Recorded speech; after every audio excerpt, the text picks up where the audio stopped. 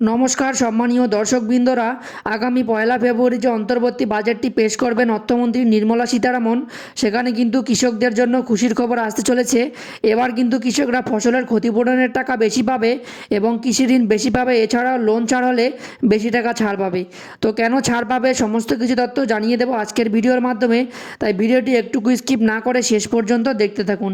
তো চলুন বন্ধুরা, ভিডিওটি শুরু করা যাক।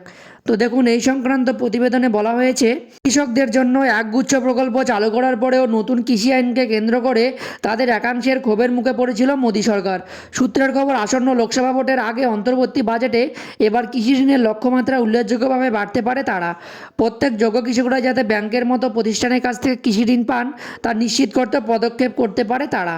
তো দেখুন, এরপরে বলা হয়েছে, চলতি অর্থবর্ষে কৃষি ঋণের লক্ষ্যমাত্রা রয়েছে 20 লক্ষ কোটি টাকা। সূত্রের খবর, 2024-25 সালে তা বাড়িয়ে 22 থেকে 25 লক্ষ কোটি টাকা করা হতে পারে। বস্তুত কৃষি ঋণ বন্টনে আরও জোর দিতে চায় সরকার। এছাড়া বহু কৃষক ব্যাংক বা আর্থিক প্রতিষ্ঠান থেকে ঋণ পান না।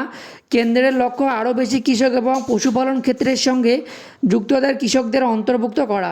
সরকারি পরিসংখ্যান অবশ্য বলেছে, 2022-23 সালের কৃষি ঋণের লক্ষ্যমাত্রা 18.50 লক্ষ কোটি টাকা থাকলেও শেষ পর্যন্ত মোট 21.55 লক্ষ কোটি টাকা বন্টন করা হয়। 2023-24 সালের 20 লক্ষ কোটি টাকার লক্ষ্যমাত্রার মধ্যে গত 31শে ডিসেম্বর পর্যন্ত 82% বন্টন করা হয়ে গিয়েছে। কৃষি ঋণ সুদ ছাড়ের ব্যবস্থাও রয়েছে। তো দেখুন, এই কৃষি ঋণ কিন্তু সমস্ত কৃষকরাই পায়। এছাড়াও আপনি এবার থেকে কৃষি ঋণে বেশি করে টাকা পাবেন।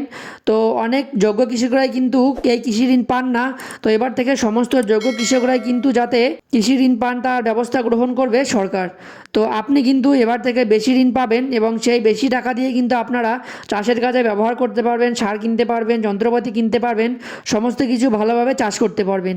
এছাড়াও বেশি ঋণ নিলে বিমা ছাড় হবে। সেই ঋণের উপর যখন ছাড়টা হবে তখন সেই ঋণের টাকা কিন্তু বেশি হলে ছাড়ের টাকাও কিন্তু আপনারা বেশি পাবেন।